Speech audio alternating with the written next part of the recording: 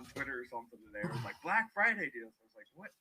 When is Black Friday? Oh my God, it's today. So yeah, I've been out of it. Hexologist. Hope you had a great Thanksgiving. I hope you had a great one too. Pretty much. Yeah, you should interview that Doobie guy. That would be interesting. 5 minutes. Oh yeah, the Doobie dude. Yeah, he was. Yeah, interesting 5 minutes. Yeah, I'd be happy to. Okay, you're a beauty, Hexal. Hey, thank you, Michael McDonald. Stake it longer and longer. Exactly, Exalted One. Hey guys, can you hear me? The guy you were on an interview with that has the other coin made you look all blurry, zoomed you in way too much. That's right. I didn't even watch it. I haven't watched it, but hopefully it's good. Just bought some more hex. Hey guys. He's having a little trouble. If you need to go, I'll tweet out when we are live. He's working out. Okay, yeah, money comes monthly, and if the price of hex stays like this for more time, dollar cost average in. Yeah, exactly. That's right. Okie Davey, thank you for the diamond. Or did we just get another fall? XR Priest is 5555. Crazy. What's up, Maddie? How's it going? People buying Bitcoin on Black Friday. Hex is on sale, though. Yeah, Exalted. Thank you for the diamond. Ozone Gaming.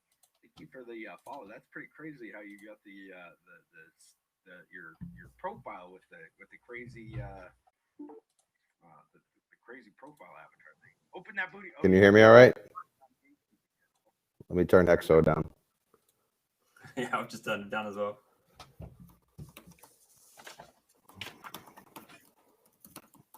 How's my microphone? Is it all right? Yeah, I can hear you fine. Can you hear me okay? Yeah. Sweet. So yeah, should I'll just start this with why I got hold of you to get on here, shall I? Sorry about that. It's all right.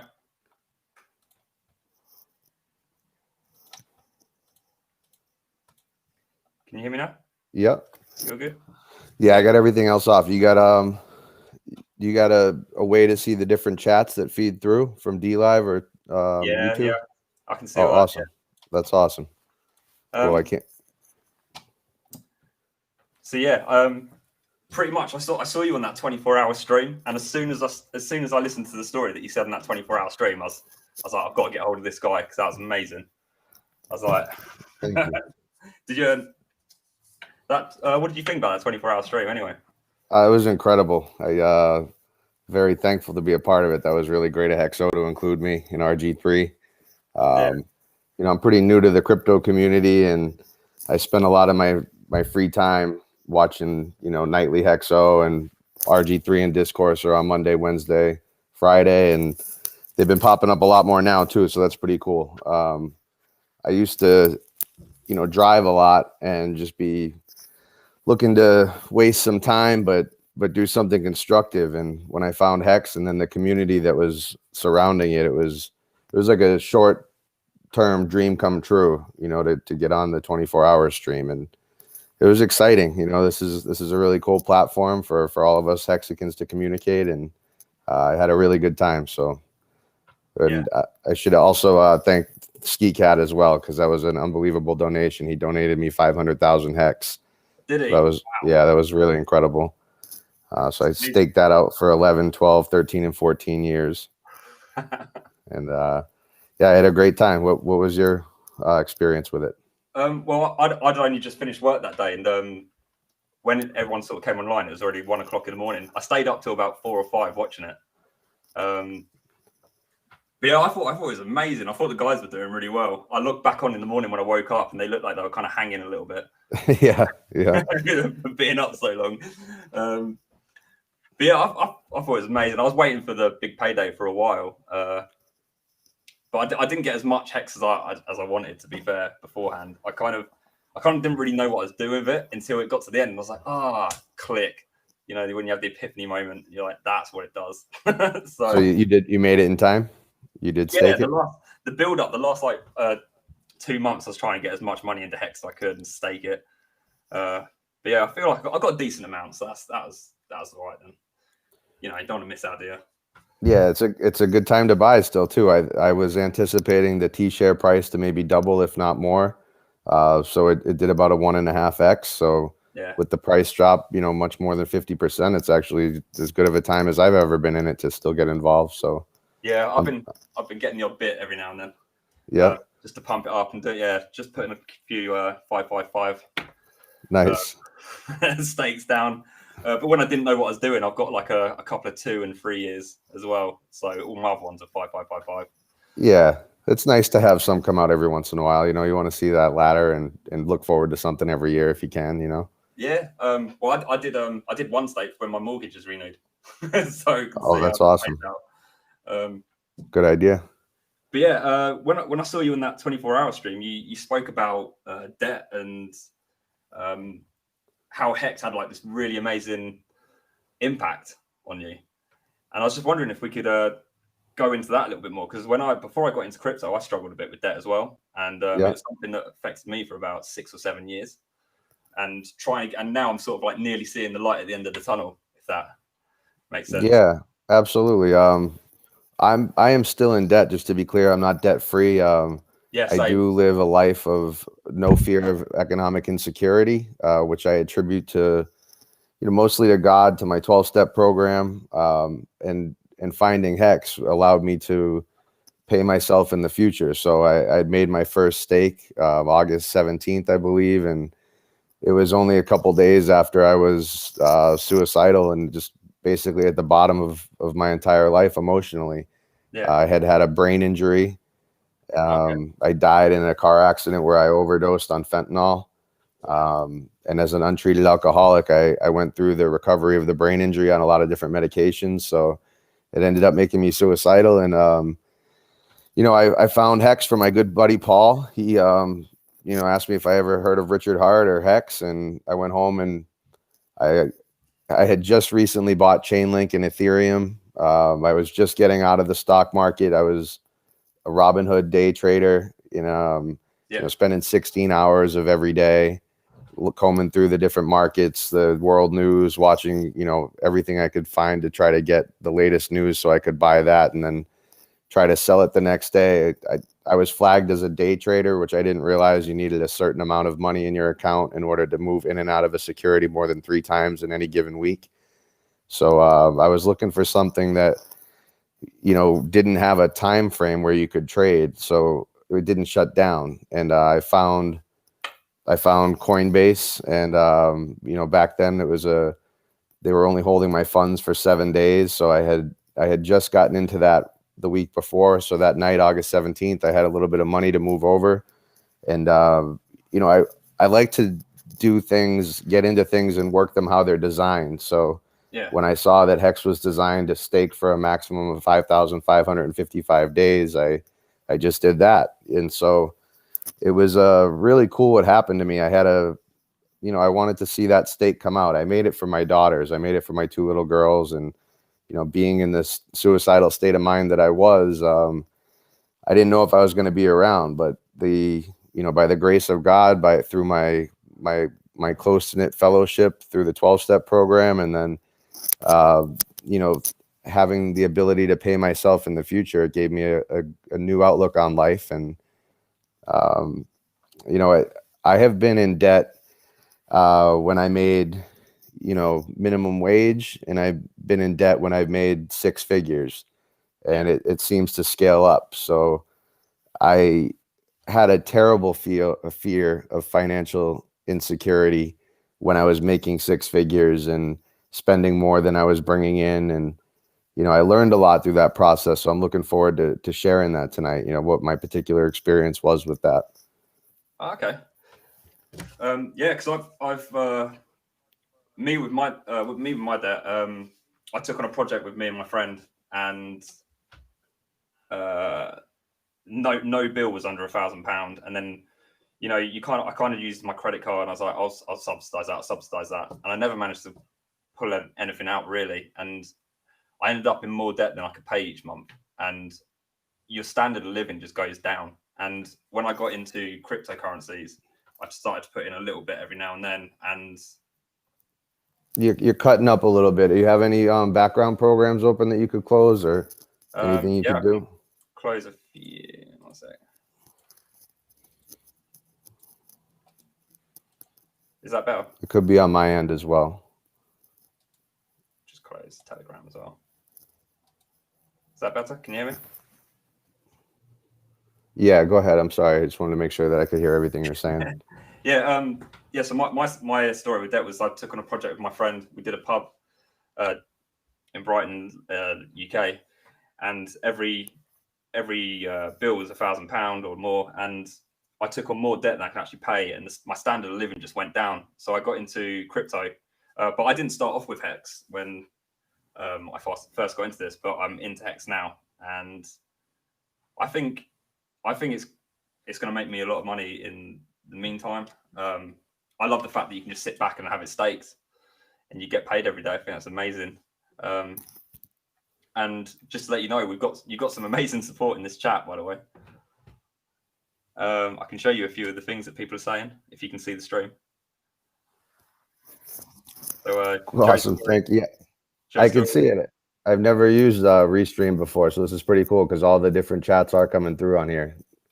They are, yeah. It's really cool. You got some amazing support in there. Can you ask them if everybody in the chat, can you let us know, is Crypto Buddy, is he cutting out, or is it maybe just on my end? Because I'm still having trouble hearing you. I know sometimes if it continues, maybe just while you're talking, wouldn't be ideal, but maybe just shut the video off, leave the audio on. Sound is fine. Sounds fine. Oh, it's on my end. Okay, it's on my end. Okay. Yeah. So all right. So sort of sorry about that, guys. Thank you. Sorry. Yeah. So I've got a few questions sort of ready for you, and you sort of answered a few of them with what you've just told us, which is an amazing story, which is why I had to get hold of you on that 24-hour stream. But do you want to tell us a little bit more of like maybe what debt had an impact on your life and your experience with it? Like, did it ever sort of like? Yeah, absolutely. And did it ever sort of? What point did you get to when you? Yeah, give me one second. I'm gonna disconnect and then I'm gonna disconnect and I'll reconnect. I'll be right back.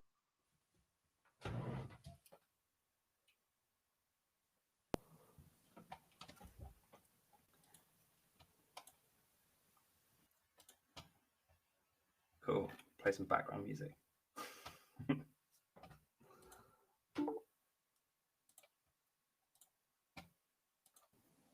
All right.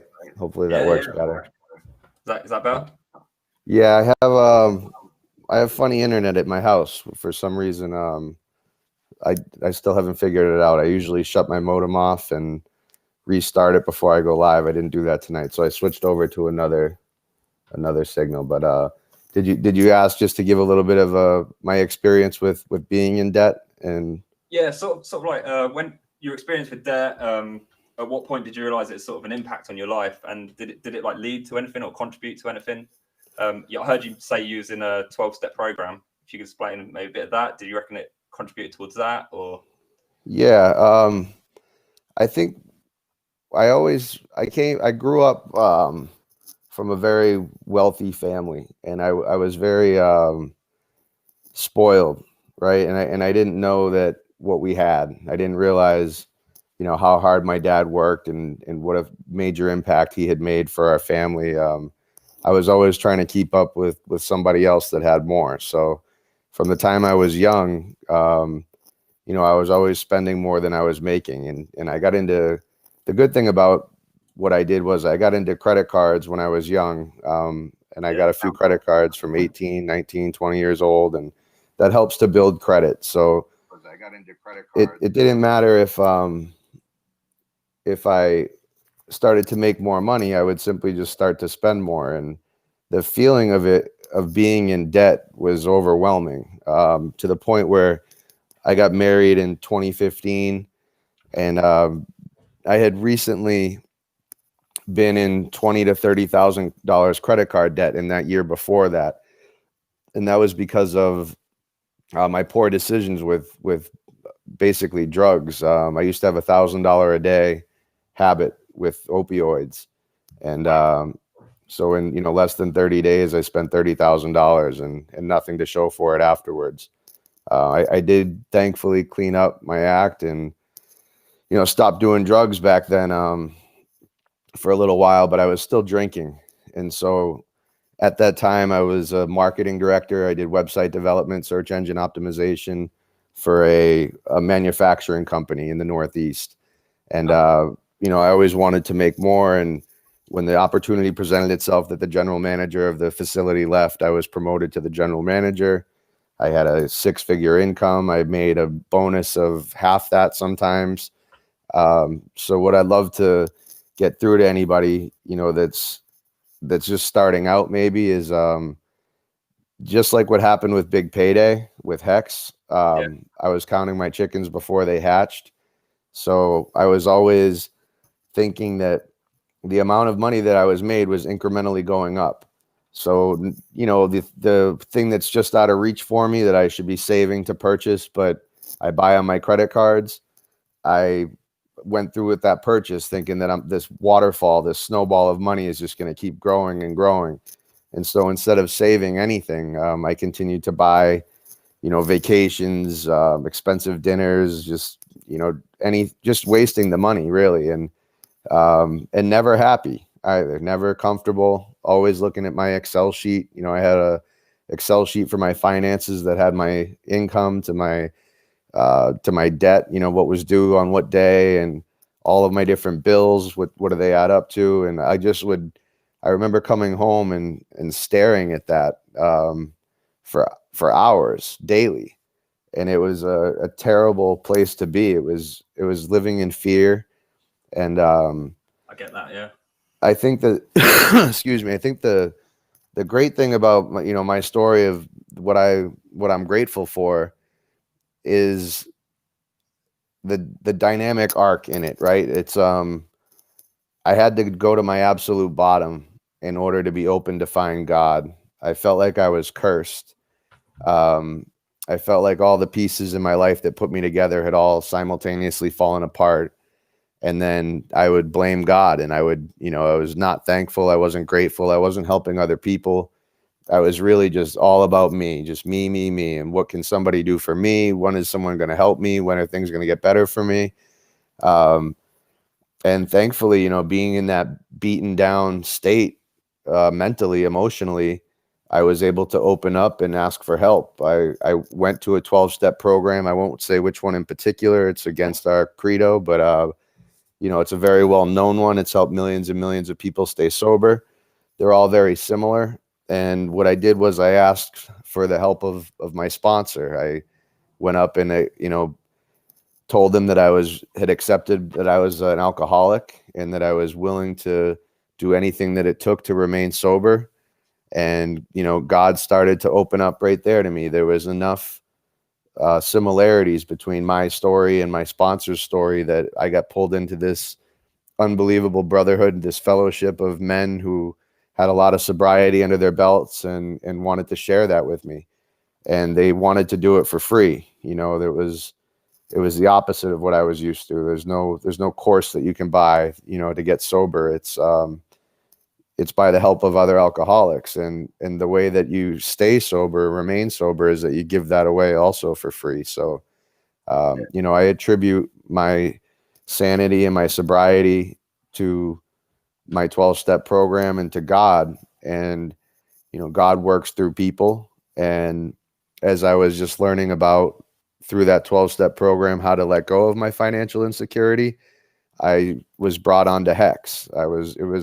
The timing was, perfect. So I was exposed to this financial tool that was on the ground floor. I got in at a quarter of a penny and bought it up to a third of a penny and was buying as much as I could. And just seeing the daily interest that I was accruing, it made me want to stop smoking marijuana. I had a medical marijuana card that I've had for years, and most recently needed it for sleep. And I was on all kinds of medications, and the last one that I didn't drop was marijuana. So I was paying $300 a year just for the card, and then spending $600-700 a month easily on the marijuana, and I love marijuana, right? I'm not here to talk bad about it, but I love being sober, you know, and not having alcohol, not having marijuana, and you know,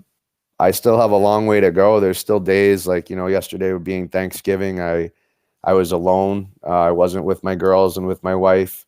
You know, we're still trying to figure out if we're going to stay together, how we're going to do that. And, you know, times aren't easy. And so, you know, I kind of isolated yesterday, and, you know, yesterday was tough, but I didn't drink, and I'm in a much better position going forward, you know, to help other people. So I attribute, Hex. I give Hex the credit and Richard Hart the credit for allowing me to think so far in the future. Um, like I said, I believe in God, and God is first and foremost what saved me. And, you know, he works through people. And Richard is a very intelligent man. And he reminds me when I was younger, you know, I used to hold no punches and say whatever came to mind, and I love to argue. So he reminds me a lot of me. And he looks exactly like my best friend, one of my best friends growing up. And those two things combined with the guy that told me about it, who's a man of God, who I look up to a great amount. He's my dear friend today. All these pieces just kind of came together in synchronicity and allowed me to be open and explore this financial mechanism that is Hex. So Yeah, that's you know, that's pretty much it. that's amazing. How long have you been sober for now? How am I what? How long have you been sober for now? Have you reached the target days, or How long have I been sober, or how long have I been into Hex? how long have you been sober? Sober. Yeah. Since January 8th of 2020. So working on 11 months coming up. That's amazing. Well done for that, So man. Thank you. I've got a Yeah, friend. so it's I've got a friend that's having just trouble reached 6 years. Oh wow. That might be my internet. Yeah, it's it gets a little bit easier sometimes, you know, and there's the time from 1 year to 36 years, you know, it's the same. It's all one day at a time. It's any one of us can screw up and not have the support system, not be putting in the work, and go back, you know, immediately. And because alcoholism is a progressive disease, you know, I've had 4 years under my belt before. When I was in college, I earned my master's degree in entertainment business. I went to school for recording arts, music business. I graduated salutatorian, gave the commencement speech at graduation, had perfect attendance, had a 3.96 GPA, and all the time I wasn't drinking. And, you know, I was just lucky. I just, you know, it's a cunning, baffling, powerful disease. And I attributed that I could, you know, because I didn't drink for so long, I thought that I wasn't an alcoholic. I thought that I was smarter than everybody else and stronger. I had more willpower. And, you know, these guys in these rooms, I'm just smarter than them. I just have something they don't. And this was my insane alcoholic mind lying to me, you know, telling me that I would be okay. And it was progressive. So when I went back to drinking, about 10 years went by after college, and I didn't get in any trouble. I didn't have any problems. I was drinking at home, and then everything began to spiral out of control. You know, I was in a different job where I didn't enjoy it. I wasn't able to be creative. The ability to move up seemed like a lie. It seemed like I was recruited for this purpose that wasn't really there. And, you know, mix that with having kids, getting married, getting a house, you know, dog and 2 cats, and, you know, 2 beautiful cars. Like, yeah, lots of stress. And I remember walking around my house that I'm in right now one night and just saying, like, is this it? You know, God, like, I had the proverbial American dream, and I was not content. I was not happy, you know, and that's because I wasn't doing anything to help anybody else. Yeah, well, man, Man, that's a powerful story that you've just shared with us as well, man. That's amazing. That is how, like, you're so open. That's have you always been that open? Stories. It's just For the most part, yeah. I mean, typically what I'm open about is different things that people are really engaged in and enjoy, and I don't have to look like, I did something that I'm ashamed of or embarrassed. But I've spent the last year and a half in a lot of different groups therapies because of my head injury, because of my brain injury, and I know that sometimes people don't like to start talking until somebody else does, and I found that my story can impact a lot of other people in a very positive way. yeah. So I enjoy, telling it now, and going to the 12-step program all the time that I do. Sharing is a big part of it. And after you share for a little, try to share once a meeting if you can. And then I was actually able to chair the monthly meetings starting on Sundays a couple months ago, and then they allowed me to do the important Friday night meeting. And it's a blessing, and I really enjoy it. And I know that honesty goes a long way, and I think that I've experienced every type of hell that there is on this earth from the time I was a little boy till most recently. So I enjoy being able to tell my story and let somebody else know that if they've been at their bottom, if they've been through any sort of, sexual abuse, emotional abuse, physical abuse, I've been there, I can relate. And it's important that everybody knows that they're not alone. So I wanted to come out into this community, in the Hex community, because of David Feder. His video about paying off his student loans really hit home to me. Okay. And I was just sitting back on this name that I came up with, Joe Hexotic, that I thought if I was going to do something for the Hex community, I would do it under this name. And then David came out with his story. A couple days later, I met Maddie Allen in a chat room in Discourse Syndicate. And Maddie is so creative and has so many ideas, and he's got so much that he's put into the Hex community that, again, it was like all the pieces fell into place, that there's definitely something bigger at work, and I just want to make sure that my contribution to this community revolves around community service, God, helping others, because that's what's helped me. I had it all on paper, and I was miserable.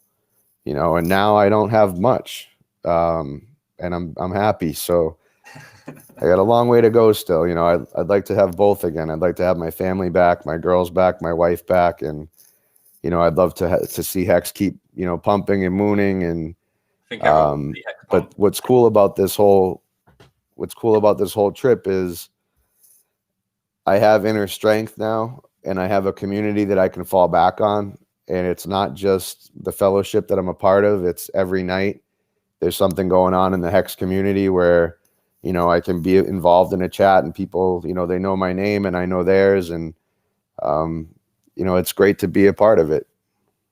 Sorry, I just had my dog just came over to me. Yeah. I've seen that in the Hex community, you're really, like, loads of people say good stuff about you in the chat that I've noticed. Even on the 24-hour stream, as soon as you spoke about your story, it was just positive comments all the way through.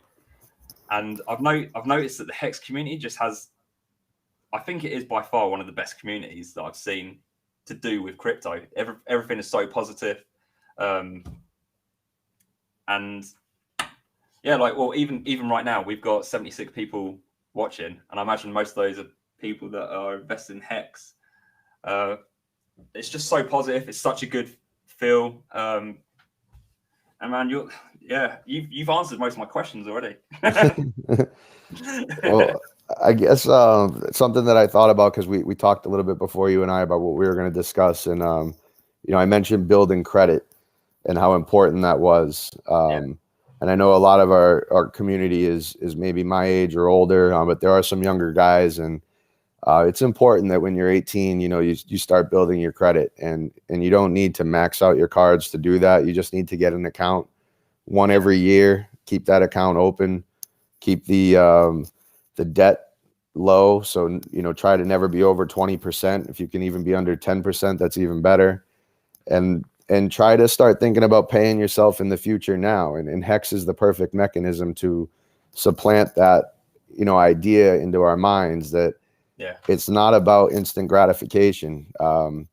I've had everything that this life can give you instantly. I didn't struggle with girls when I was in high school. I liked to fight, and I usually won. I was smart when I went to college. If we were drinking or doing drugs, I was, getting them easy and doing the most of them. So I lived, a proverbial rock star life, and it made me absolutely miserable. And I do have 2 little girls, and the best thing that I could teach them is financial intelligence. And the reason that I bring up credit is because unless you come from a very wealthy family, when you go to buy a car, you go to buy a house, you're going to need credit. And getting married, my wife and I, it was a great thing that I had the credit available, that I had the credit score. I just wish that I didn't get into debt afterwards. Once I had all my bases covered, once I had the house and the cars, and once we were settled, then I started wasting my money on frivolous things. And that's why now I'm really glad to have Hex. Is every nickel and dime that I can get into it is paying my future self and my family's future self, and it's a beautiful mechanism to live by. Yeah, agree with that, man. There's loads of people in this chat that are saying about credit, saying about you pretty much have to have credit to get anywhere. You've got, I'm still repaying my credit. I just got out of debt. That's Bezot. Yeah, in the UK is credit different over there? Yeah, so the when I got in debt, it was mostly with credit cards, and I fell for the trap where, when you get like the 1 or 2 years free on the credit card, interest free. So I never really saw it as a problem until it was a major problem, which really screwed me, because you end up trying to pay that back, live your normal lifestyle, when it has this massive impact. And I had sleepless nights with debt, worrying if I'm going to be able to pay it or not, and it takes a massive toll. And I ended up going out, and you end up not doing things that you could and want to do because you're afraid of whether you're going to be able to afford them. And if in the month's time you're going to be able to pay your credit card bill. But since I've joined, since I started investing in crypto, I started off doing, like £10 aside, £20 aside, 50, 100, and I slowly built it up. And now I can safely say that I'm pretty much like 1 month away or 2 months away from being completely debt free through the power of crypto. That's amazing. Yeah, it's been such a hard slog.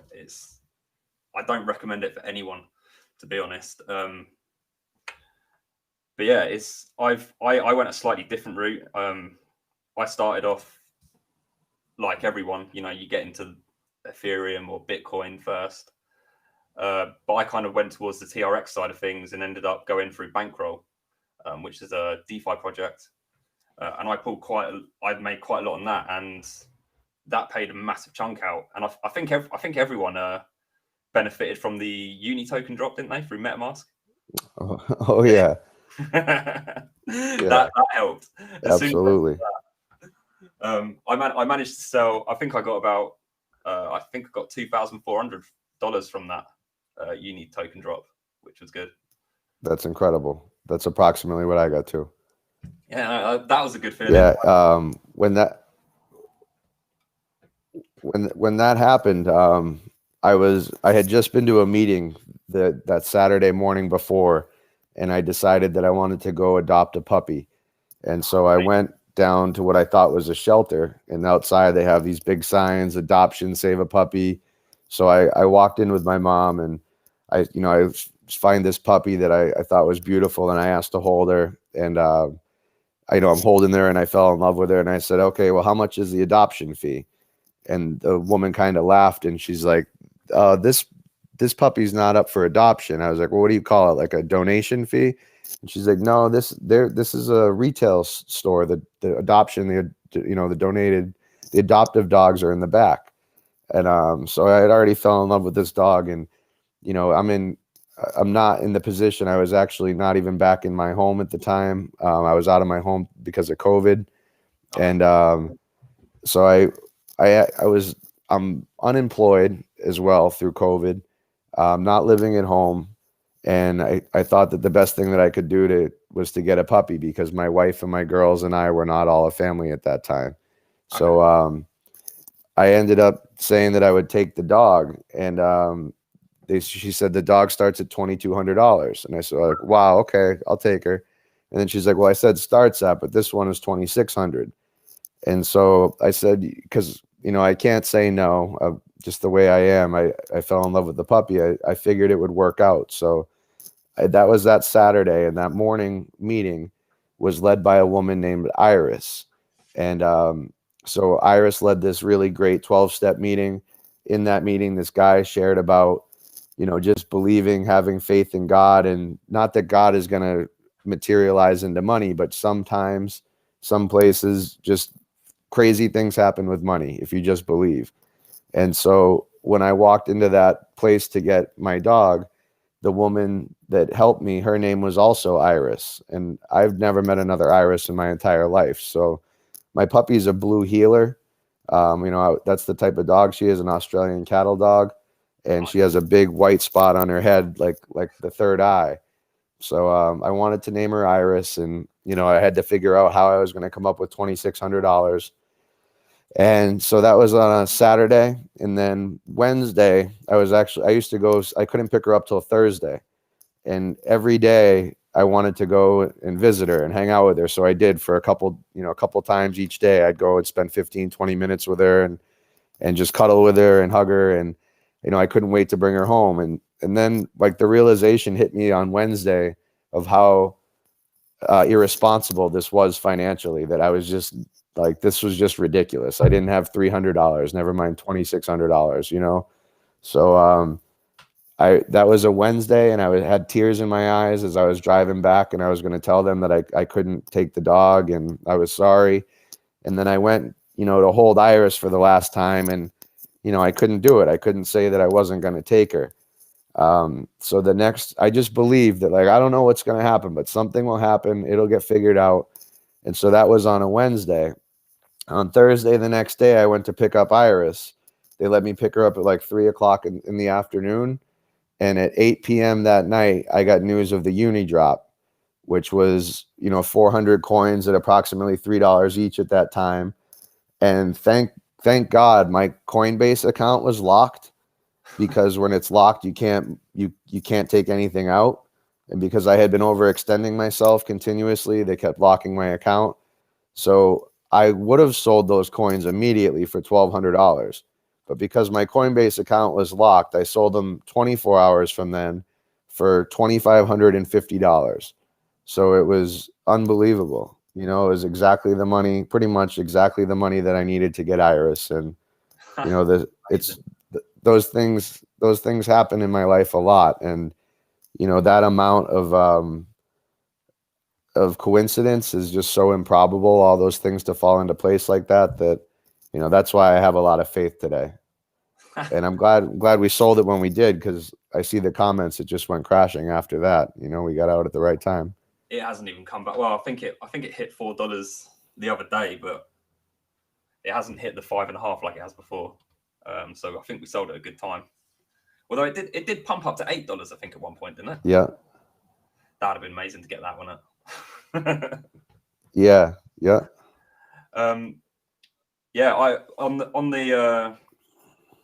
When that uni drop happened, I was literally getting ready, because my second credit card, which I paid off with the uni tokens, I was just getting ready because the interest was just about to start on it. So it came for me at a good time as well, because I was thinking, in 2 weeks' time, I was like, so I'm going to have to pay a little bit more this time because the interest is going to start. Got the uni drop, and I was like, paid off. So it's really, really good. Really good timing for me as well. That's incredible. Yeah, I've got so who's gonna? I've got a little husky. Come here, buddy. Are you not gonna say hello? No, he's shy. No. Nice. Yeah. So should we sort of move on to? Is it only Hex that you're invested in? Like as a crypto project? It is. Yeah. In the meantime, I've traded. I traded a stupid amount of money consistently while I was waiting to get into Hex because Coinbase would hold my funds. So I've owned and made money off of the top 25 coins, everything except for Wi-Fi. I did very well, made dollars, not thousands of dollars, but like while I was waiting, made a little bit, kept creeping up, was making like 3 to 6% a day. And I got into the habit. I got full of myself and egotistical and thought like, I used to try to read as much about every coin that I could before I bought any of it. I loved a project like Ethereum or Chainlink. I loved the nostalgia of Bitcoin, so those, what I was really like big on. I had a future plan to be a holder of those coins. And then I would get into smaller coins like Orchid and Stellar Lumens, and I would really like to learn about the projects that I thought had a good spin on things. And then the trader mentality, the egotistical, selfish, mindset came over me that I'm so good at this, like I can't lose, that I bought Wi-Fi, and as it started to go down, it started to dump. I didn't even do my due diligence and look why. I just thought, oh, it'll pop back up tomorrow. It'll pop back tomorrow. And it just kept going down. And then finally, 6 days into the dump, I looked and there was a hack or an insider job. And I just felt like such an idiot that, here I go again, like thinking I'm better than I am at something than I really am. And so I own just Ethereum today. And the only reason I own Ethereum is to buy more Hex. It's a good plan at the moment, to be fair. It's a good price. So I don't own anything else. Okay. I've noticed that You still there? There's been quite a lot of hacks on the food tokens, hasn't there? You're freezing up. Can you hear me now? Crypto buddy, you there? Yeah, can you hear me? Can you hear me?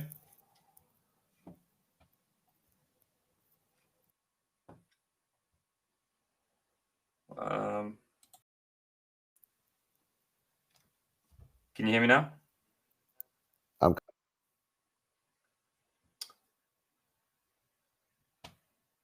Apparently they can still hear us. How's that? Can you hear me? Yeah, I can hear you. Can you hear me okay? I think I can hear you. Okay. Yeah, I was going to say... everybody can hear us. They're saying in the chat, but we can't hear each other. It's just 5 minutes of me and you saying we can't hear each other. Yeah, people are saying they're still watching uni tokens go down to $2. So what about you? What kinds of crypto? Yeah, it's a little choppy, but I can hear you. Okay. I'm into... What are you into? So I hold a bit of Ethereum. I've got quite a bit of Hex. I'm in Balancer, and on the Tron side, I'm in Bankroll, and that's pretty much... I wonder if I watch it on D Live, would I be able to hear better? I don't know. Try it.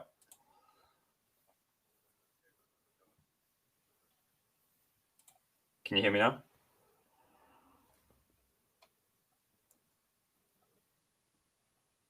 Sorry, guys. I'm having trouble hearing everybody or anybody.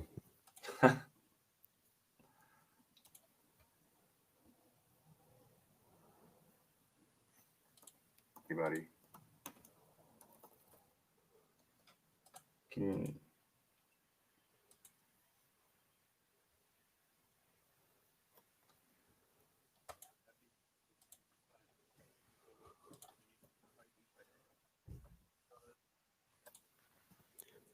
Yeah, it's seamless on D Live.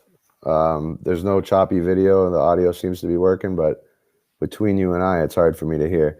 You know what I'll do? I'll shut my audio or my video off while you're talking. Maybe that'll help. Okay, can you hear me now?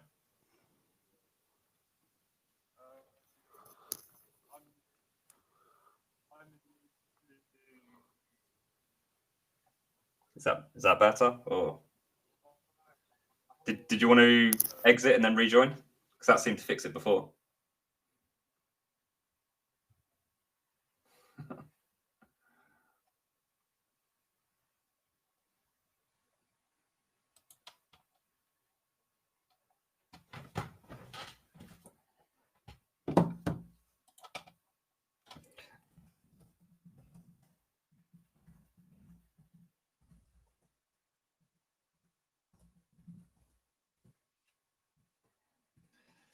Sorry, guys. Just trying to sort this out.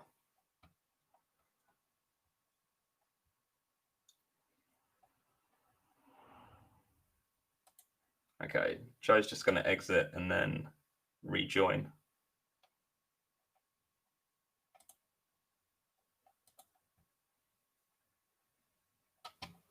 Can you... you're back.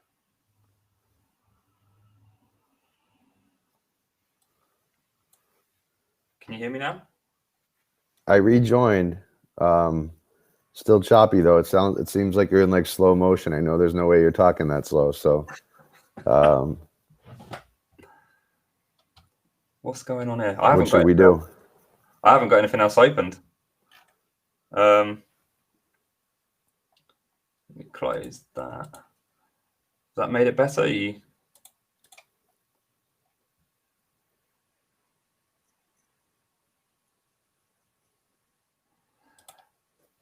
Can you hear me?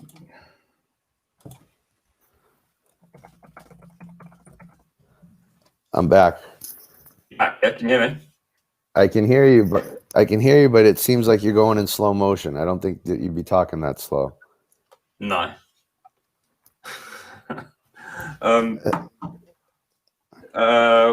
Where was we in? I can't remember what we was talking about.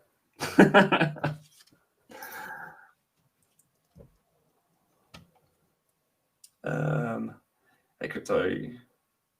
You think Hex will get on an exchange? Yeah. That's better. I can hear you clearly now. It's in fluid. Oh, good. We got a question here saying, "Hey, crypto. You think Hex will get on an exchange?" What about crypto you hold?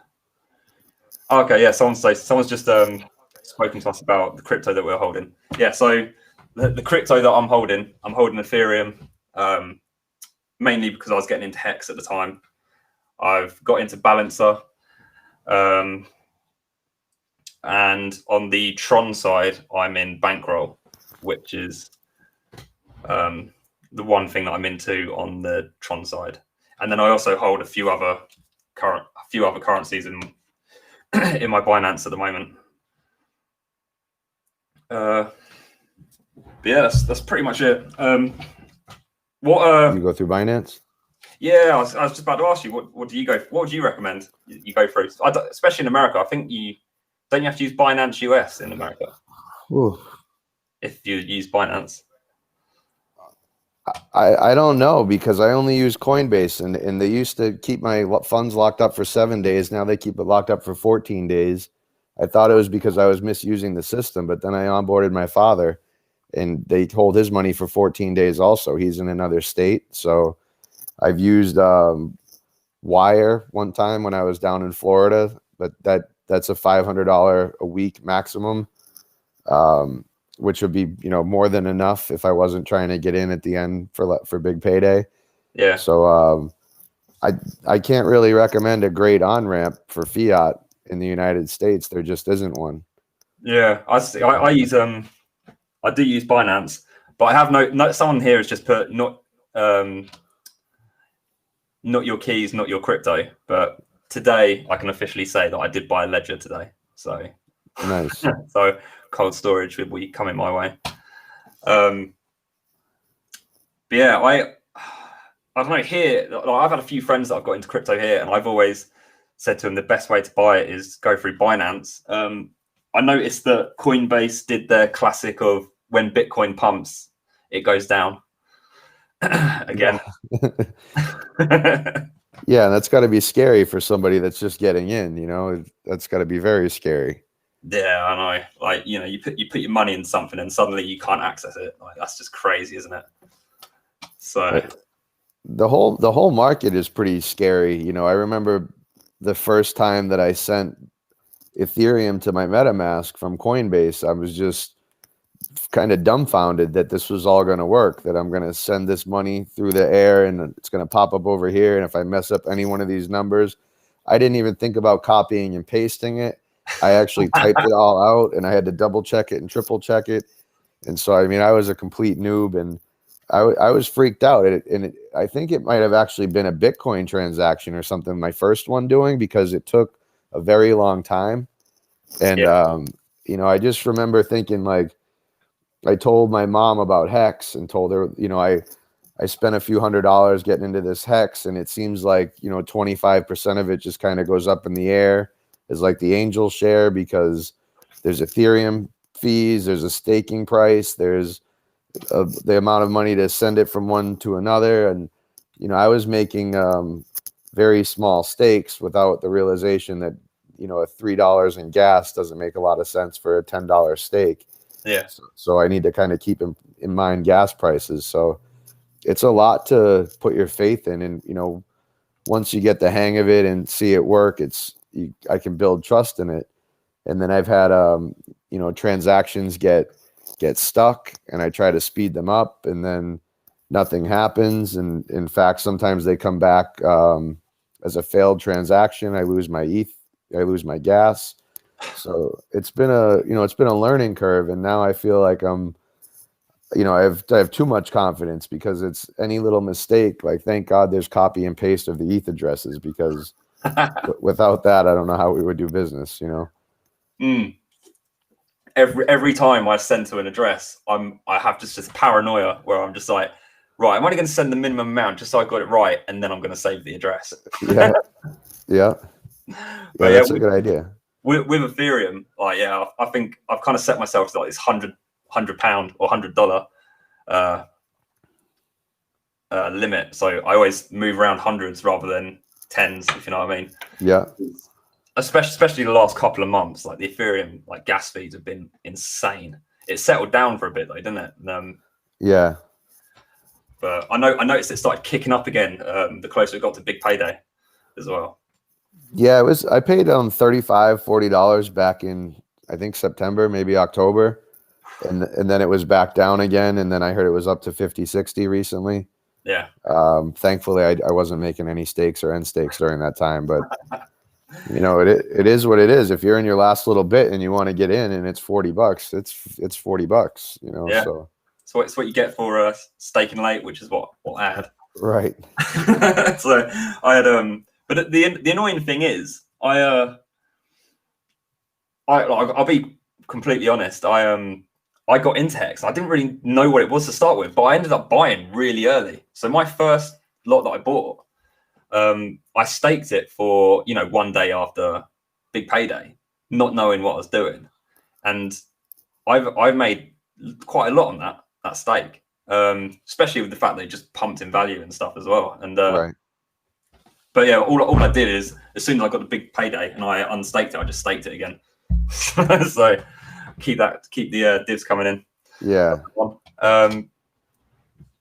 But I had one that was ending the day of big payday as well. Once I started making my ladder, excuse me, I heard Richard say, and other guys, don't make that stake for the big payday. Don't make that mistake. But I was, so big on this project that I didn't see a dump coming, and I thought that even if it dumps a little bit, I'll still be okay. And then finally, a few days before big payday, I emergency end stake that, and I put it out in even amounts for 3, 4, and 5 years. So it's kind of a bummer, because like I said before, like I was counting my chickens before they'd hatch. there was no reason for me to think that I was going to get a 4x in 3 months and experience the pump that the price did, which was a 5x. So looking at like a 20x. I'm paying off my future bills. I'm, thinking I have no mortgage anymore. And my credit card debt, this short-term credit card debt that I have, I'm going to be able to pay that off in its entirety. And I got very attached to that idea, and it was very get attached to. Yeah. I'm a big baby. I'm a big brat. And when it didn't go my way, I wasn't happy, and it was difficult for me. And that's why I'm glad, like for Matty Allen, I talked to him immediately, and the rest of the Hex community, like they broke it down before I could lose my mind about it, why this was happening. And you got to think about the long-term plan. And, it still stung though. I mean, and, thankfully I got to a point where I can be very grateful, for Big Payday and for the mechanism that Richard built. And it's embarrassing that I get like that, but that's part of my character. That's part of me being selfish and egotistical still is, it's hard to be humble. It's hard to have things not go my way. So that was an experience that if it were to happen all over again, I wish I'd have a little bit of, I was 100% staked, and every time I got another little bit of chunk of money, I would immediately get it and stake it. And I would be in the chat rooms of Hexo and RG3, and people would say, I don't want to call them out, but they had some good insight as far as that there's going to be a major dump right after Big Payday. I'm saving this amount of money for that purchase. And I just thought, like, man, these people are crazy. Like there's no big dump coming. The shares are only going to get more expensive. And, I'm thankful now because I can still get in at a great price, and I can onboard people in my family still at a great price.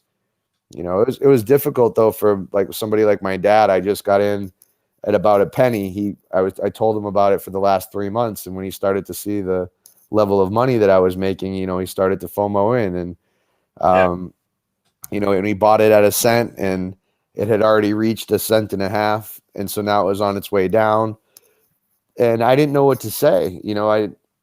I get kind of shut down, and I don't know enough about the variables to let him know why it would be okay, but I knew that he was staked for 1 and 2 years, and the price doesn't really matter. So it's tough for, people that are new, people that are maybe ignorant, people that are selfish. Like, these are real emotions that people go through. And, it's just nice, I think, if we as a community are sensitive to those people, because everybody got in at a different point. Not everybody was here in the first 6 months.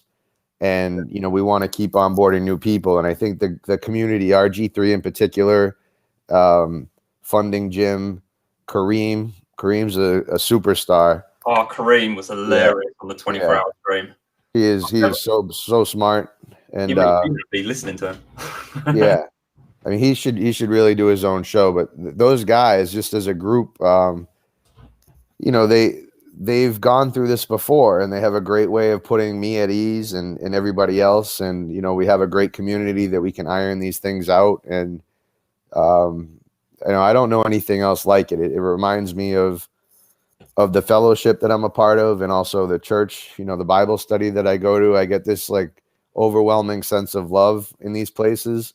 Yeah. And Hex is another one of those communities, Yeah. Well, going back to what you're saying about buying Hex, like, to be fair, like, even if someone bought at a penny or a penny and a half, I still don't think it's a bad investment, because you're still going to be making daily Hex if you're 100% staked anyway. Right. I can only see the value of Hex increasing. I still think, like 50 cent isn't off the table like halfway through next year, if you know what I mean. That would be incredible. Yeah. Yeah, I know. Like I've got a feeling like I feel like the market was always going to dump with the amount of Hex that's getting dumped into it on Big Payday. But that just happens.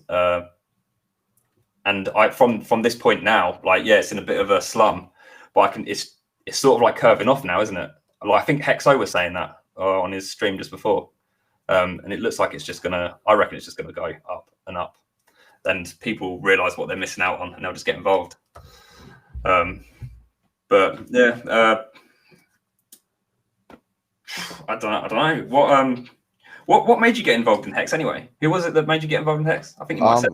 My friend Paul, he just asked me if I had ever heard of Hex and I'd ever heard of Richard Hart. So I was so in the trader mentality and so into, signs everywhere that if this happens and this happens, that's a sign. So my friend Paul had experienced a lot of difficulty in something that he experienced in life, and his connection with God is so strong that it's beautiful. And I love this guy, and when we were younger we played hockey together and used to mess around and fight with each other, make fun of each other, but like I really love this guy. And when he told me that, he could have said, have you ever heard of Scam Coin before? And I would have went out and bought it. So it was just a stroke of luck. And after buying my first little bit, I started to watch Richard's videos, and I think I'm a pretty smart guy, and I like to argue. I'm not easily in awe of somebody, and I became easily awed by Richard. His brilliance is unbelievable, and his confidence. What's that? His personality. He has a big personality. Yeah. I think he's hilarious as well. Like when he does streams and that, he just seems so comfortable, and the figures that he just rolls off the top of his head, it's just amazing. Like watching him, and I've watched a couple of interviews where he's just destroyed people that have argued with him about the facts, and they just get things wrong. And you can even go back, can't you? You can look through things and just see, yeah, he was right. Yeah, and at the beginning, that's kind of a difficult difficult ladder to jump over, is that amount of FUD that's out there regarding him and the project. Yeah. So like, thankfully I had enough time to set aside that I could go through a tremendous amount of them.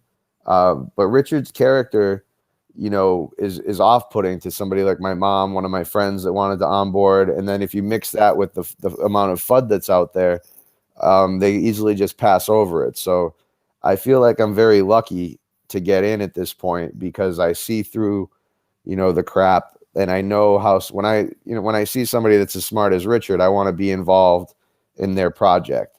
And just because he's a little rough around the edges and uses some words that maybe I wouldn't choose to use, it really has nothing to do with the mechanism that he built. So I'm very grateful, that for everything, that all the different pieces that put me into Hex. It's I certainly don't mean to talk bad about Richard. It's just he's a polarizing figure.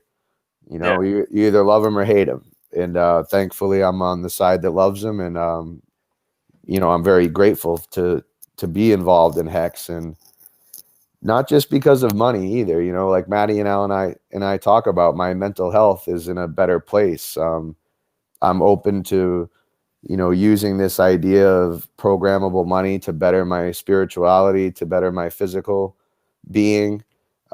Just last week, Maddie and I talked about omega-3s. I started taking omega-369. So he's a adamant believer in the capabilities of that particular molecule and what it can do for mental health, mental illness. And so, I'm trying it. And the hardest part for me is just routine and getting, sticking to it. So I just started it yesterday, but, I'll give everybody an update in a month, 2 months, 3 months.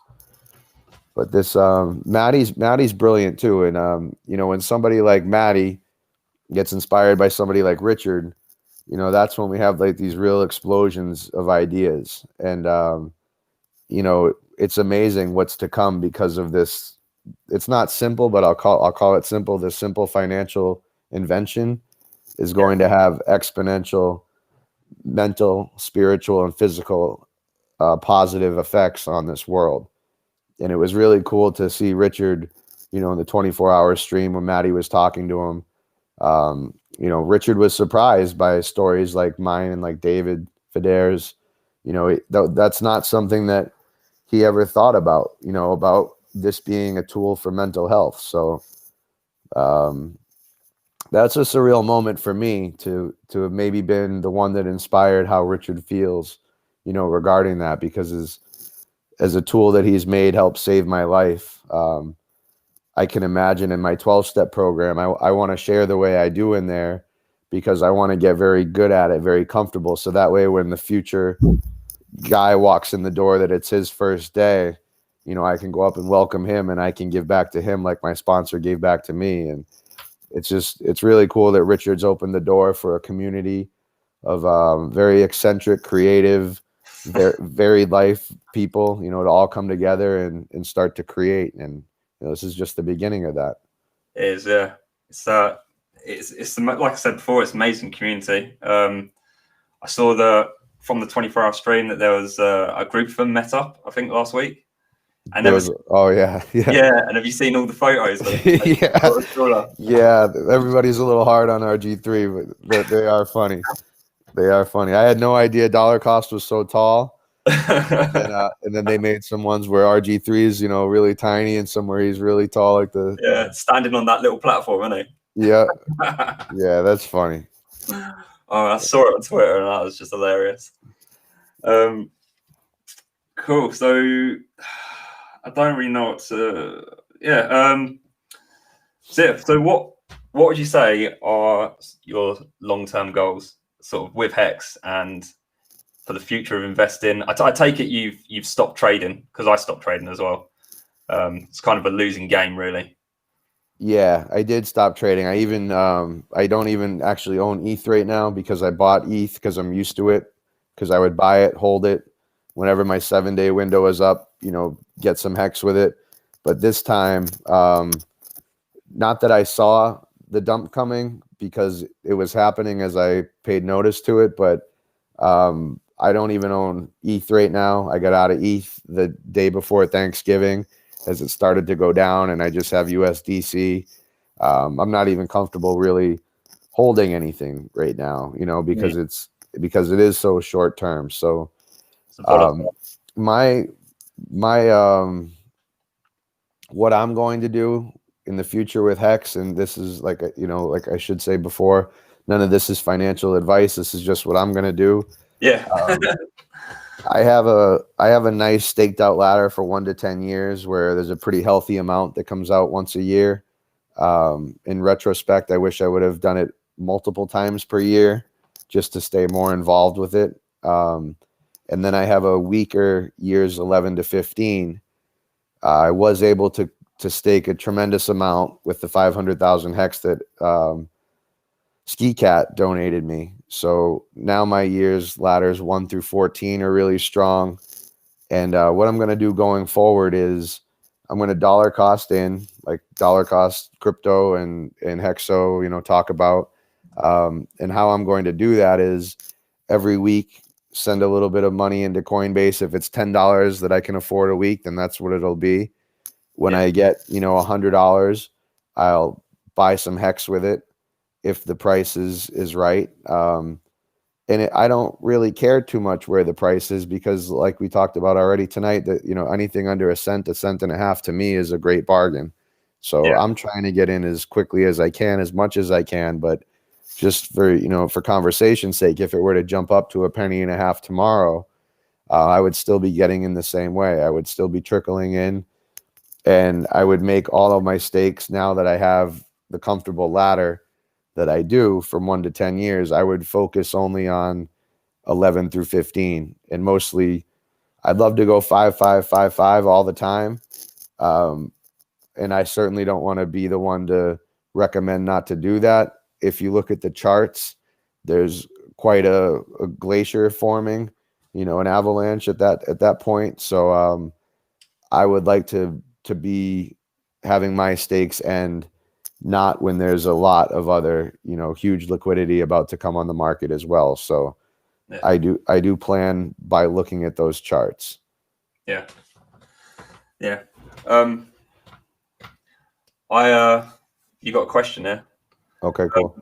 Where did you get the badass chair from? I actually purchased all the furniture in my house at auctions. So I furnished my entire house, which is 2 floors, 3,600 feet. Furnished everything for $7,000. So these chairs I have two of them. There's one right here. I don't have. I can show you guys quick. I have the setup so that I can be on, but I usually have two chairs. If I didn't put the lamps and the tables like this, they're at the end of my living room.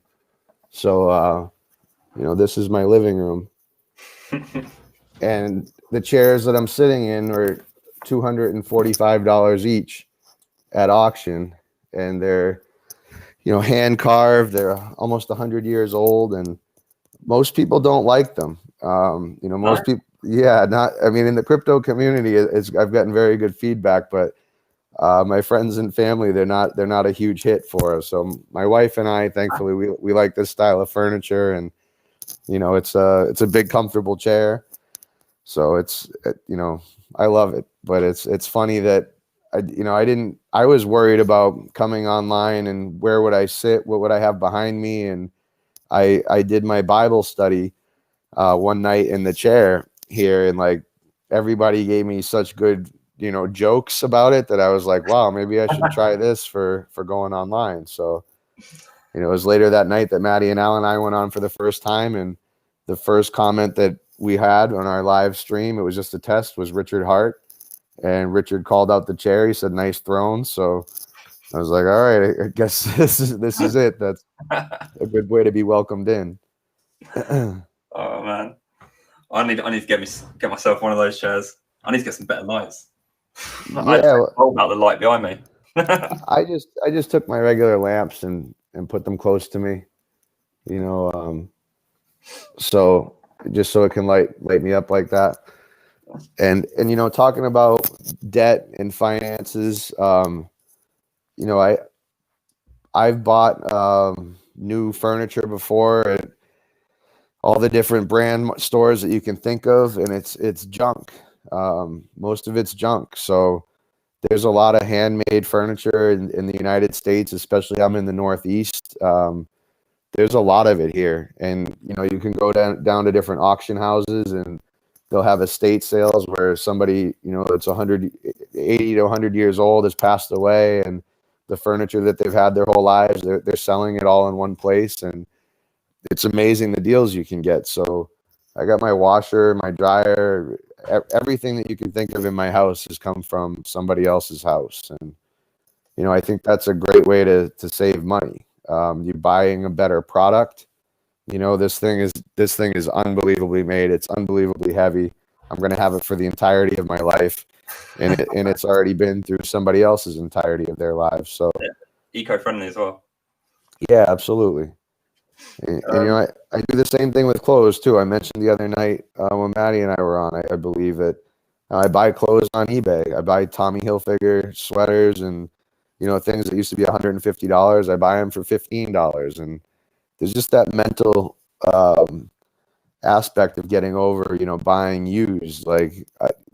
It's just the way to go. I wish I would have been able to do this at a younger age and save even more money, but yeah.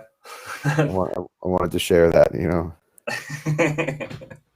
I got I know quite a lot about eco-friendly stuff because my other half runs an Instagram channel and does reviews, and she's called the Eco Bee, and she does quite a lot of stuff there and reviews of products and everything. So if anyone wants to check her out, the Eco Bee on Instagram.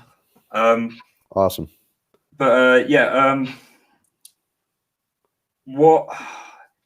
talking about advice and for people in debt and people that are wanting to get into crypto.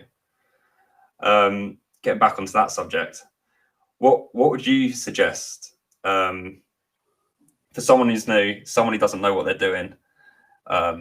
They don't know how to invest. They don't know how to even get onto the first platform. Is there like people you would recommend for them to watch first, or is there certain things that you've learned from yourself on ways that you shouldn't do things and ways that you should do things? And how to just start off. So say if you've got £100 you're just going to go into Hex, like how would you do it, or how would you tell someone to do it for the first time? I would be careful giving anybody any advice, right? But what I did, I'd recommend to myself if I were having a conversation with myself, right? So Yeah. everyone's position is different. And I was at a very low point in my life. And I thought I really just wanted to put my money in a place that I knew was going to be around in a long time. And why I invested in cryptocurrency is when I was investing in the stock market for the short time that I was trying to think, all right, the market dumped back in March. You know, everything was a great price. You almost couldn't go wrong. What's going to be the next emerging market? Well, it's probably going to be marijuana is what I thought, because I love marijuana. And you know, they're starting to have stocks with it now. Like, that's what it's going to be. So I put my money into a marijuana stock that as soon as I bought it, just started tanking. And so then I started to watch the patterns of other things like Amazon and Apple and Google. And I started to realize that if I could trade in and out of these things, maybe I could make a little bit of money. Now, the thing is, like, everybody can do that on the short term. There's no doubt about it. Like, you can, on the short term, make a couple lucky moves and make yourself a little bit of money. But the chances of those moves continuing on the up and up for you, for me, were astronomically slim. And so if I had $100 and I didn't know what to invest it in, and I was watching this show right now, I'm clearly only going to say Hex. I'm a Hexican. I'm 100% staked. If I get a little bit of liquidity, it's getting staked. So, you know, and where did I gather my information from? Was Richard Hart. You know, I watched his videos on YouTube. And then I started to Google just Hex, and then I found Hexologist. Started to watch Hexologist daily, you know, and I love Hexologist. He's charismatic, you know, he's great for the community. He centralizes everybody so we can all communicate on a daily basis, which is an unbelievable feat for him to do. And the information is incredible. And then I have Discourse Syndicate is where I got in next with RG3 and Dollar Cost, Funding Jim. I don't want to leave anybody out. And so, you know, there's a crew of guys that are getting together every Monday, Wednesday, and Friday night. And tonight is the hangout. So at 10 o'clock tonight, my time, which would be 3 a.m. your time. Yeah, I think that's about right. Yeah. Is going to be Discourse Syndicate Friday night hangout. And that's where RG3 lets, you know, anybody from the community come hang out and be on screen, stream live with them. And a lot of this stuff is maybe a little bit higher level now, but the community has realized that we want to make sure that we can onboard newcomers easily. So I would say that if you just go like the same route that I went, I invested a small amount of money in Hex, and then I did a lot of research. And because I was very attracted to the project and to the creator and the community, I knew that that's where I wanted to put my money. So I wouldn't be able to tell anyone to put their money anywhere other than Hex, because I don't do that. All of my money, all of my my future retirement, whatever you want to call it, anything that I have in the future is going to be in Hex. It is currently, and you know, for the next 15, 30, 45 years, however long I'm alive, I'll continue to make these 15-year ladders. Nice, man. Yeah, I'll be doing the same as well. Cool. Getting those going from now on, because I've got the 1, 2, 3, and 4 years stakes. But yeah, from now on, it's all just as long as I can do it for, really. I might do a few more that are just like around the 10-year mark, I think. Just because that will be my 41st birthday, so that'll be something to look forward to. Nice. Apart from getting older. Yeah, and I don't know if anybody saw Firebun's tweet today, but Firebun is working on something for the Staker app that's going to allow a one-click ladder. So the gas prices are prohibitive maybe if you're working with tens of dollars at a time to maybe make a ladder. It doesn't make a lot of sense. But with the new innovation that Staker app is bringing, perhaps one fee to create multiple stakes. And that's in the works now. So there's no fiat on-ramp directly to Hex. He also mentioned that was being worked on as well. So, when Firebun and Steph, the creators of Hex.live, the Staker app, Hex.vision. Those are 3 incredible resources for the community to use. So just, you know, to get back to if somebody had $100, 100 pounds, take a look at the resources behind the community that you're investing in. You know, the tools. Hex is the most transparent cryptocurrency that there is, and it could be almost to a point of fault, almost, you know, because it's so transparent. It's like, what is there possibly? How can you game the system? How can you one up it here? You can't. You know, we don't need to. It's just, we're just starting out. But utilize those tools, because like I said, the only thing that you should be aware of is when different stakes end, it would be nice that if your liquidity came out at a different time than a massive amount of it. Yeah. There's one thing that I would say is there's been a lot of copycat Hex come out at the moment, and I'd really recommend people not to go towards those, because I've heard quite a lot of bad things about people getting scammed out of those. Yeah, I know in one in particular, I won't say the name, but it took a snapshot on May 28th. If you owned Hex, it would give you a 1-to-1 ratio of that particular coin. And then the little bit of research that I did on it was people saying, you know, I forget what the quote is, but not your keys, not your crypto, you know, something like that. So I'm not sure exactly how those snapshots are done. If you're giving access to your wallet, it's really beyond my comprehension. But there's always going to be, I think Crypto Coffee said it last night. I tuned in for a little bit on his show. There's always going to be a Pepsi, you know, to Coke. So there's always going to be somebody that tries to come up with something, because Hex is a viable, successful product. How could somebody not try and copy that? Exactly.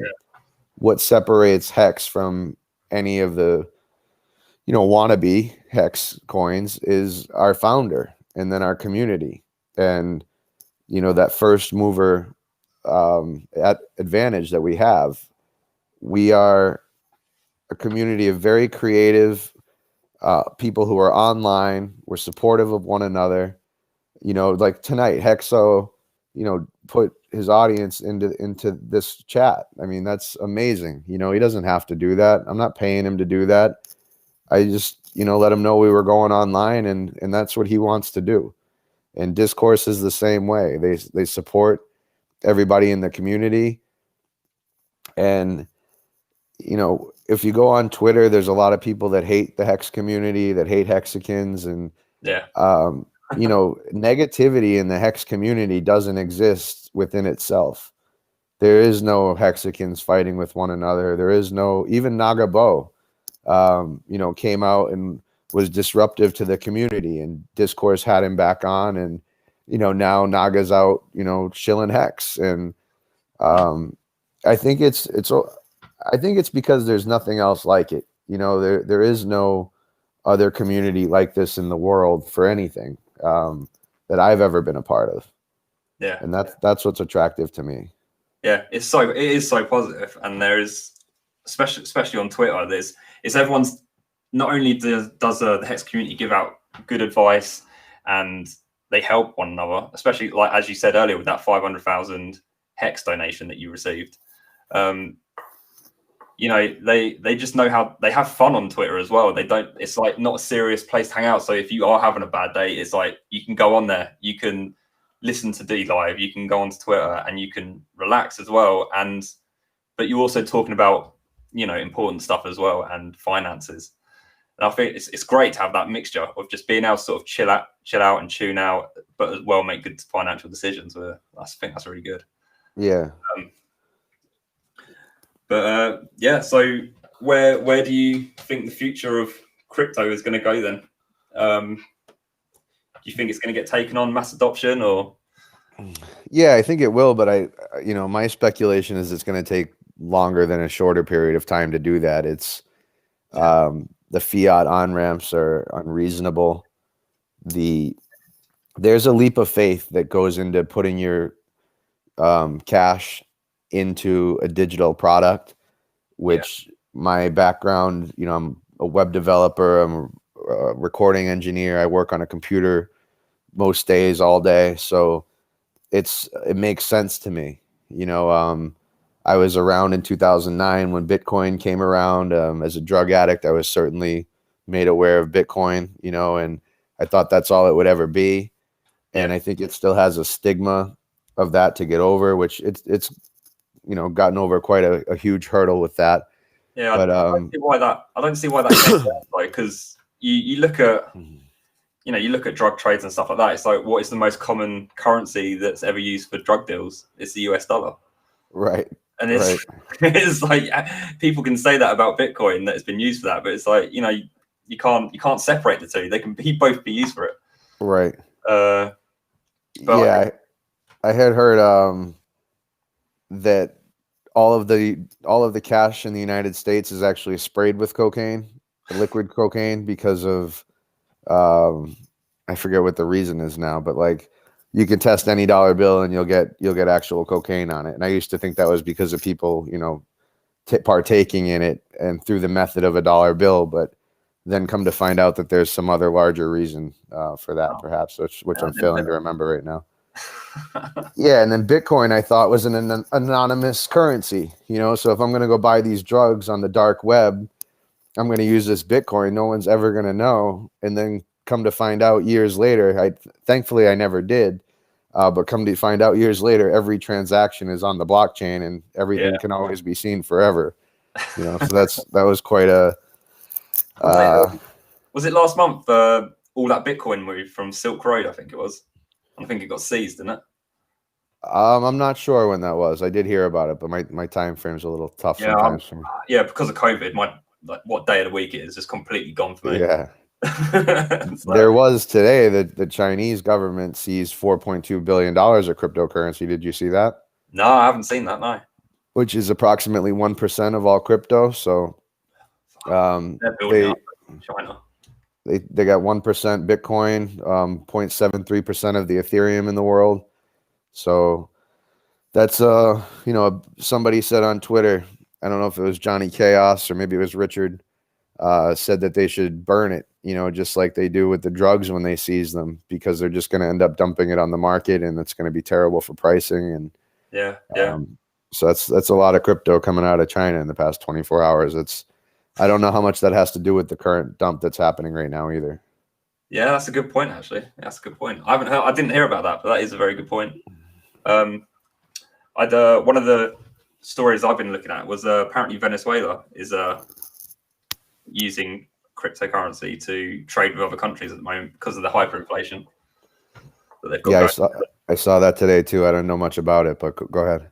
Yeah, they've so I haven't read too much into it, but apparently this year alone they've released 2 new banknotes, which is a £20,000 note and a £50,000 note, just to keep up with hyperinflation. Wow. So it doesn't look too good over there. Yeah, that's tough. Yeah, I think Bitcoin and cryptocurrency in general is getting more taken on, especially with like crypto card, the CRO and MCO card.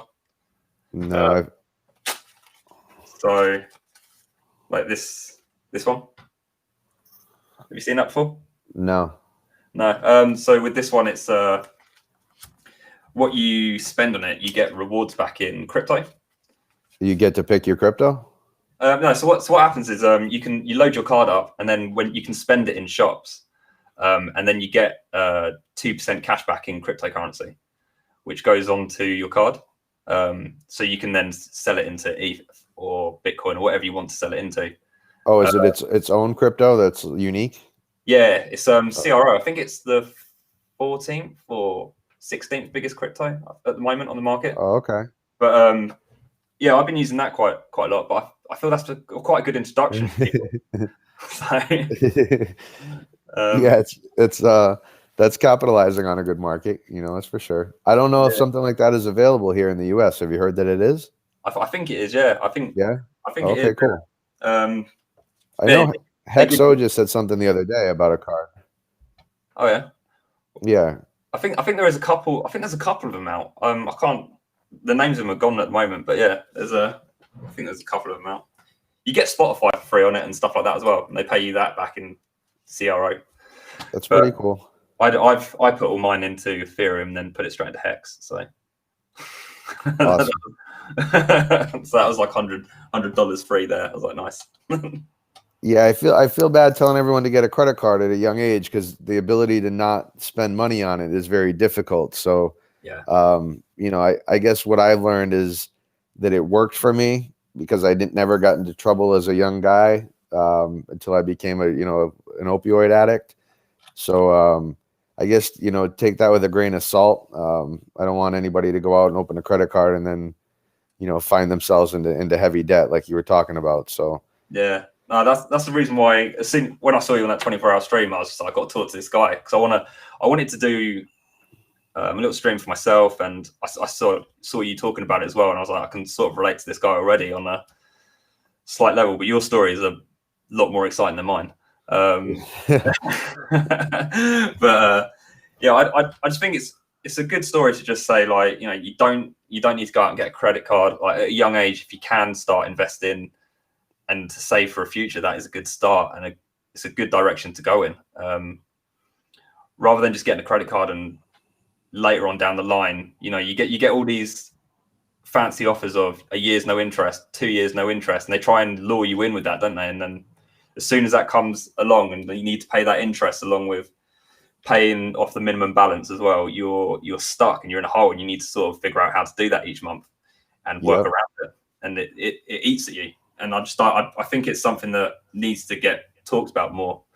Yeah, and they're not always going to be there for us either because of what just happened with COVID. I've been flipping my balance to 0%.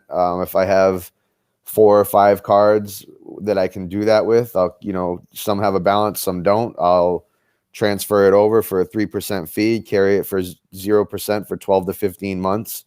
Yeah. And I get in the habit of that, right? So I get in the habit of floating this huge pile of debt. And then something like COVID happens, the banks are in, you know, trouble, even though they're getting bailed out.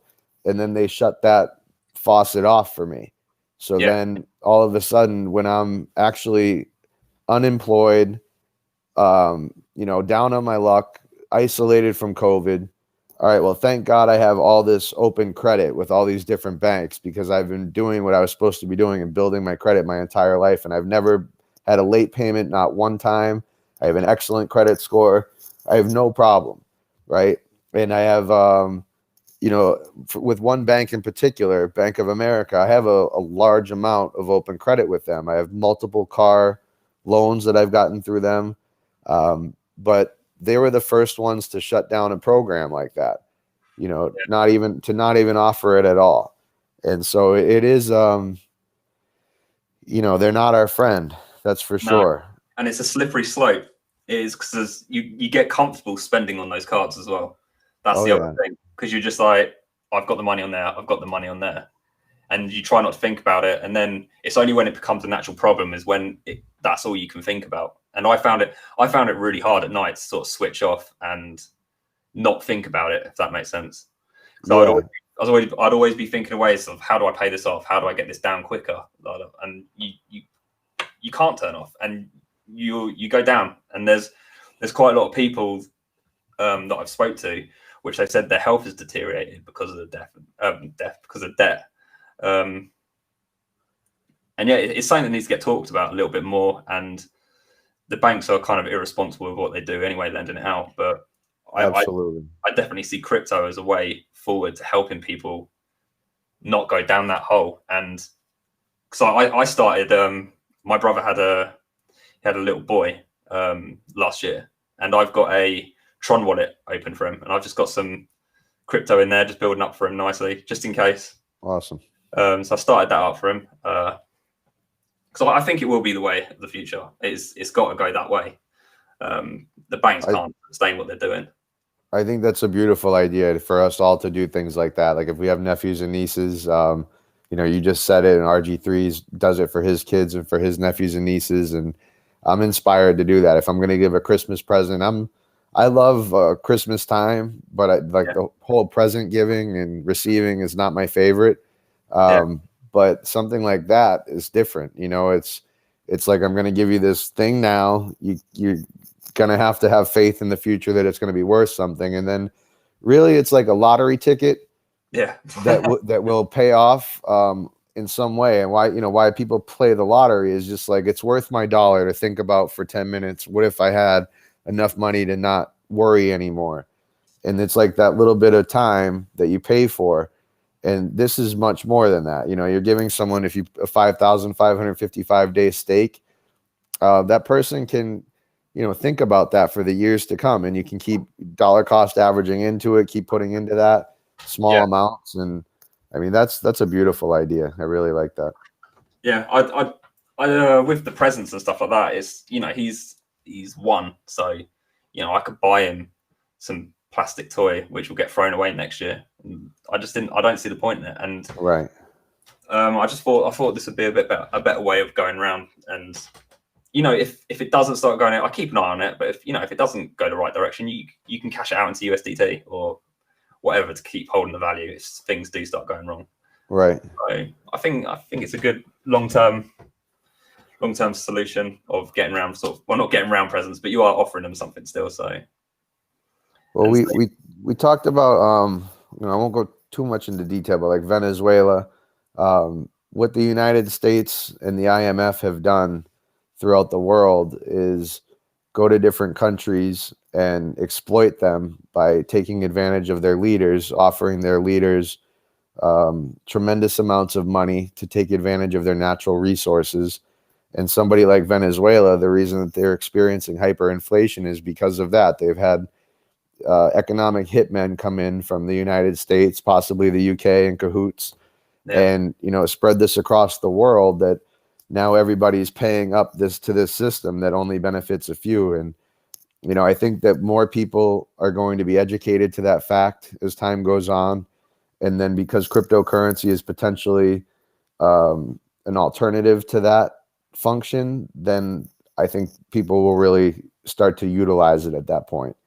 So I think we have a little ways to go before mass adoption, and I'm just hoping that there's not any regulatory infrastructure dropped on us in the meantime. I'm a little worried here in the U.S. what's going to happen in the next 4 years.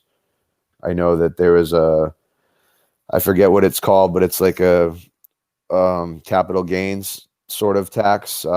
It's a special real estate tax that you used to be able to buy a house and flip it and make some money. And now there's the potential that there's going to be a special tax put on that. Wow. So it's not the same.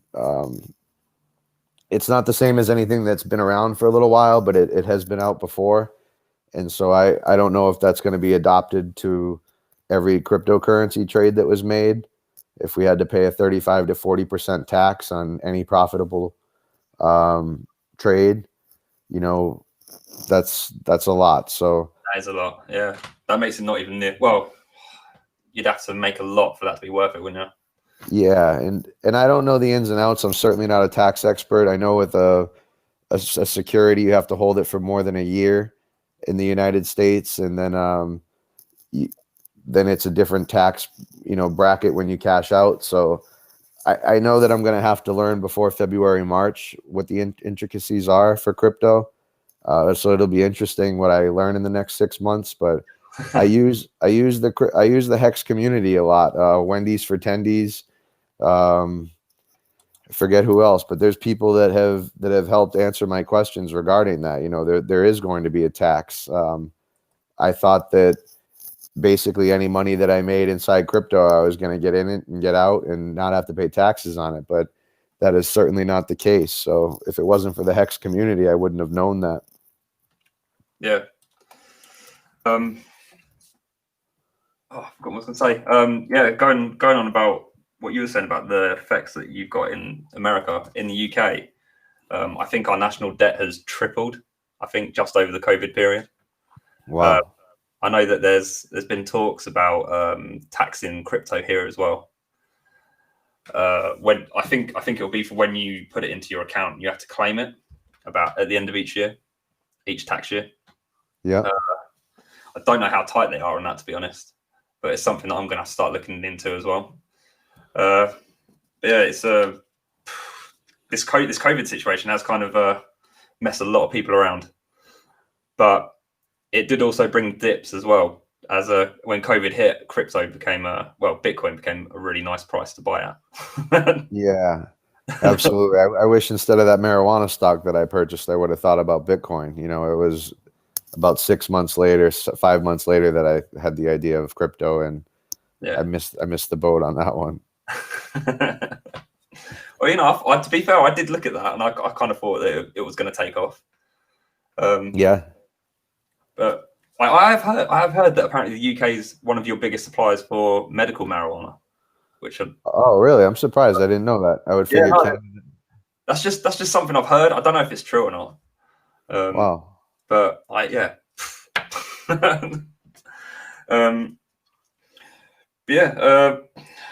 know. I don't know really what else to talk about, to be honest. We kind of covered everything.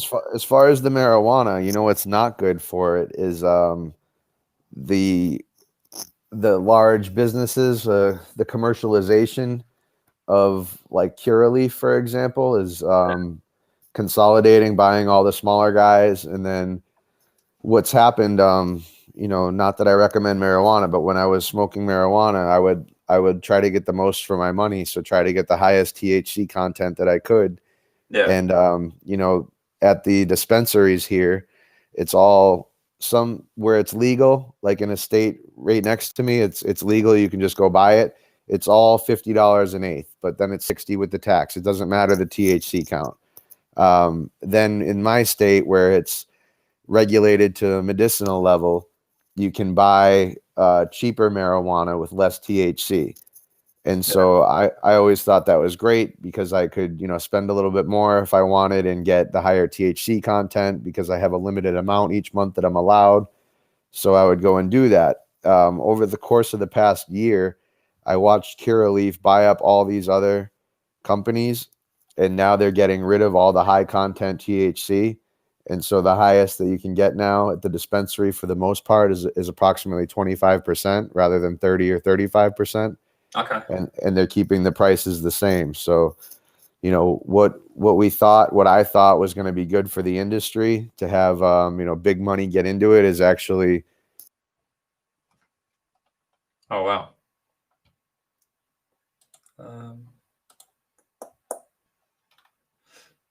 Wow, Joe's disappeared. Oh. We talked about, you know, what my future plan was. I used to smoke marijuana. I used to drink. I buy energy drinks. Used to go out to get coffee. And so now just making little changes like that. Like I have a Keurig cup maker at home. I try not to buy energy drinks. I don't smoke marijuana anymore. I don't drink alcohol. So if you add up all of that money, I still smoke Black and Miles, which is like a pipe tobacco and a cigar leaf. And, you know, if I can cut those out through taking omega-3s, like Matty Allen has challenged me to take, you know, ideally I'm going to stop smoking too. So adding all that up, it's quite a bit of money per year that I could be paying my future self with. And, you know, I'll be healthier. It's a win-win. So, if anyone's, you know, trying to figure out how to get some more money to invest, just think about the little things like that: buying used, getting a Keurig cup maker, stopping any vices you may have, you know. And if you need help, I can certainly tell you that 12-step programs work, and you know, they don't work on their own. You need to get in there and work the program and get some help, and do service for the community. That's what, you know, why I'm here is, I love just being a part of what's going on, and being in communication with everybody, because I'm not going to get anything in return if I don't give out. So, you know, I'm just thankful to be here. Thanks for having me on tonight. And, you know, I look forward to doing some more with you. So yeah, man, it's been really nice to have a chat with you and stuff. Absolutely. Yeah, I by the way, I really agree with the little changes, because with I used to, when I had the pub and stuff like that, I used to drink a lot, like every night and stuff like that. And I barely, well, over COVID, I've not spent anything when, you know, everything's been closed, and I've actually been able to see how much more I've got in my, you know, my bank at the end of the month. And and it opens it up to like what you can invest in and what you can do in the future. So I really recommend keeping an eye on little things that you buy, because they do add up. And I mean, I don't think anybody likes beer more than I do in this world, you know, and I love it. I know it's not easy for people to stop or people to cut down, but you know, my life has just been a lot better without it. And the surprise of how it can become a habit that's fun to one that's dangerous and kill you is it can happen really quickly. So, you know, if you need some help, there's programs out there, and if you just want to cut down and use a little bit of that money to pay yourself in the future through the mechanism of Hex, you know, certainly no financial advice, but that is what I'm doing. Yeah. And I've joined you a little bit with that. Yeah. I'm not heavily involved as that though, but I am involved, which is good. Nice. Do you want to tell the people where they can find you, or get hold of you? Yeah, I'm on Twitter. I'm Hexotic Joe on Twitter. Back in August, I got the name Joe Hexotic. Yeah, where did that come from? I was just trying to think of different names that had the word hex in it, and you know, Joe Exotic was just pretty big on Netflix during the COVID isolation period for myself. So my buddies and I really, you know, love throwing back and forth the memes, and I love that show. And Matty Allen, he drew a really cool connection between Joe and I, the real Joe Exotic and I. You know, he's called eccentric, you know, very successful at one point to hitting a low, you know, having addiction problems, relationship problems, problems with the law. So I didn't realize how many similarities there actually were between Joe Exotic and me, you know, Joe Hexotic. So it was just a name that had hex in it, and because I could, you know, be another person, I could be Joe rather than my real name. I took to it. Yeah, when I saw your name, I was like, that's good. Thank you. Yeah, I even thought about getting a wig and getting the shirt and, you know, coming out like that, just being a character in the community. But I'm a lot more comfortable as myself. You should do it one day. You should. Yeah, maybe. Just surprise everyone. Well, I mean, with this background too, like I could see Joe Exotic sitting in this chair, you know, doing this, so it's not too far off. Yeah, just maybe some tassels and stuff around it as well. Right. Yeah. Well, yeah. Thanks for agreeing to come onto this with me. Absolutely. Thank you. My first one, so you know, thanks for doing that. Absolutely. I'm gonna try and make this a weekly thing where I come on and just interview other people and get them talking about different things. And yeah, man, I'd love for you to come back on maybe a few months down the line, and then let us know how you're getting on and talk about Hex again, and we can talk about anything that's new or changed. And I think that'd be great. But anyone that's looking to get hold of me, I'm CryptoBuddy17 on Twitter, and I'm CryptoBuddy on YouTube, and CryptoBuddy on DLive as well. Do you have a DLive as well that you want to put out?